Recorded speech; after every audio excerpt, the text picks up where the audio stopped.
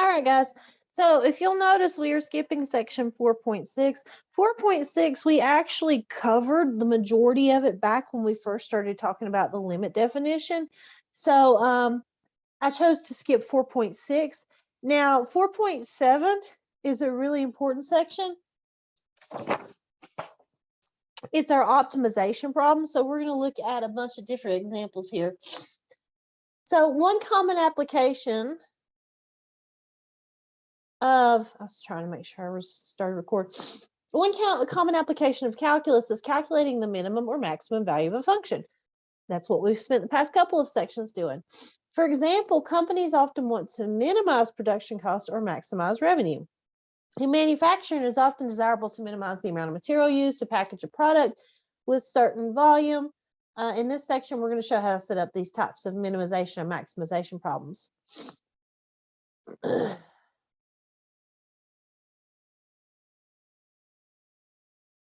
So, guys, these problems, the hardest part about these problems is trying to set up the equation that you're going to be using to do these problems.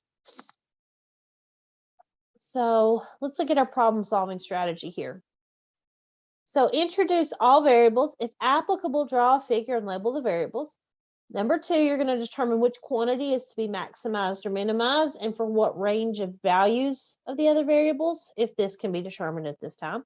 Number 3, you're going to write a formula for the quantity to be maximized or minimized in terms of the variable. This formula may involve more than one variable, and that's okay. Number 4, write any equations relating to independent variables in the formula from step 3. Use these equations to write the quantity to be maximized or minimized as a function of one variable. Number 5, identify the domain of consideration for the function step 4 based on the physical problem to be solved. And then number 6, locate the max and min. This step typically involves looking for critical values and evaluating a function at endpoints. Again, the calculus behind this, we have done multiple times. So all you're doing is taking the first derivative. Where this gets difficult is trying to set up the equation. So sometimes it can be hard to figure out exactly what type of equation you are trying to set up.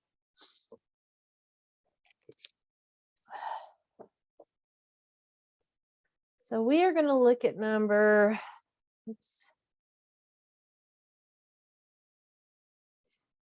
316 is the one I'm looking for. And guys, you can do bounded or unbounded. They both work the same way.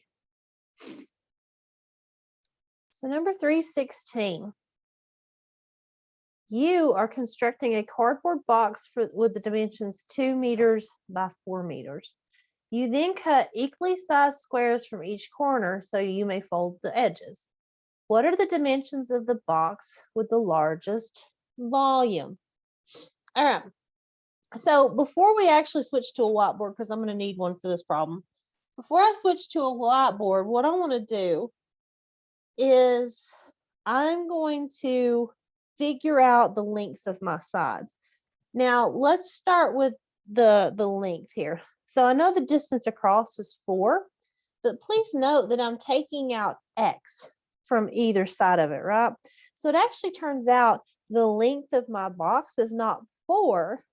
When I fold the sides up, it's going to be 4 minus 2x. Now, why is it 2?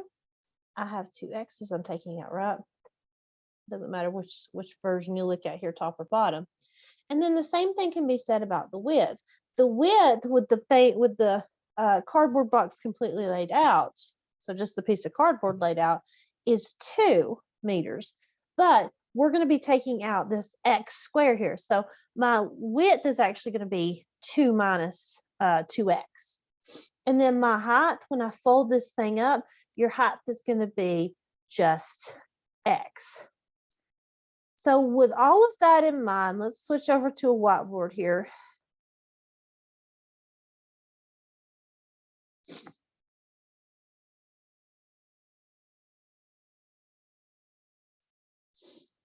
So we know the volume of a cube. This is going to be number 316. The volume of a cube is equal to length times width times height. Now I'm going to fill in with what I know. So we said the length was going to be 4 minus 2x. The width was going to be 2 minus 2x. And the height is x. So I'm going to clean this up by multiplying everything out. So I'm going to foil the 4 minus 2x and the 2 minus 2x and then distribute out the x. If I do that, I end up with the equals 4x cubed minus 12x squared plus 8x. Now, because I'm trying to, I think, maximize.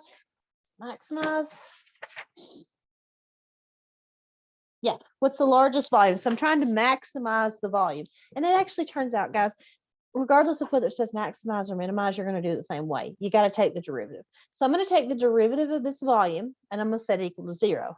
So v prime is going to be equal to 12x squared minus 24x plus 8.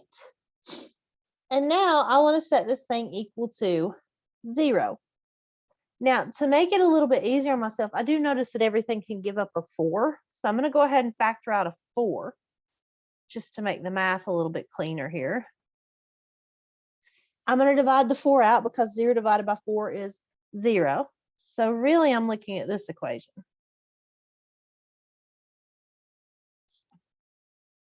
Now, here's where this is going to get a little bit tricky. I need to set this equal to 0, right? This one's not pretty and factorable. So to set this thing equal to 0, I'm actually going to do the quadratic equation, or quadratic formula, sorry. So here, I'm going to have x equals the opposite of b, plus or minus the square root of b squared, minus 4 times a times c, all over 2 times a. So if we go through and clean this up, we've got 6 plus or minus the square root of 36 minus 24 over 6. So we get x equals 6 plus or minus the square root of 12 over 6. Plus or minus 2 on the square root of 3 over 6. And then if I give the 6 to everything, I'm going to get 1 plus or minus square root of 3 over 3. Okay, so here's the issue with this. I've got a plus and a minus. I don't think both of them are going to work. So what we have to do is we have to check and see which one of these is going to give us the answer that we're looking for. The only way to do that is to take this answer that you got here, so do the plus, so 1 plus square root of 3 over 3, do the minus, 1 minus square root of 3 over 3, and you're going to plug that back into the original statement. So actually, I should have circled this one or this one. So we're going to plug it back in to this bottom one. So, and I'm going to have to do it twice, right? I'm going to do 4 times 1 plus the square root of 3 over 3 cubed minus 12 times 1 plus the square root of 3 over 3 squared plus 8 times the square root of 3 over 3. Or 8 times 1 plus the square root of 3 over 3. And then I'm going to turn around and do it for the minus. If you plug them both in, so if I plug the plus, so let's do this. If I do v of 1 plus the square root of 3 over 3, and I do v of 1 minus the square root of 3 over 3. This one, and guys, you don't have to keep the square roots in, just use the decimal equivalents. When you plug the plus in, you're going to get negative 1.5396007. And when you plug the negative in, you're going to get 1.5396007. So the one that we want is actually this one. So we're looking at the minus value. So that's the length, or that's the dimension, or the x value that's going to give you the minus.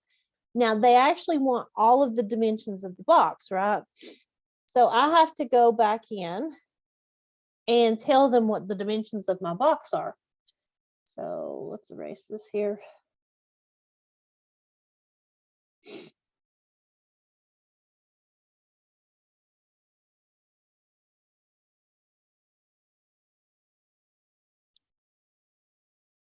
So my length,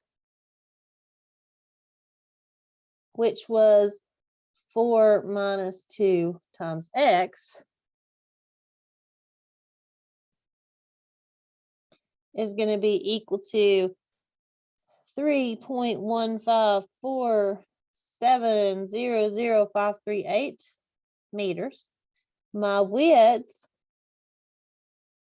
which was 2 minus 2 times x, is equal to 1.5396007. Nope, read the wrong number. It's equal to 1.154700538 meters. And then, of course, my height is just what the x value was. So 1 plus the square root of 3, nope, minus the square root of 3, which ends up being 0.4226497,308 meters. So that's the dimensions of the box that's going to maximize your volume. All right, guys, so when we come back, I'll do a couple more examples for us to look at. See you in the next video.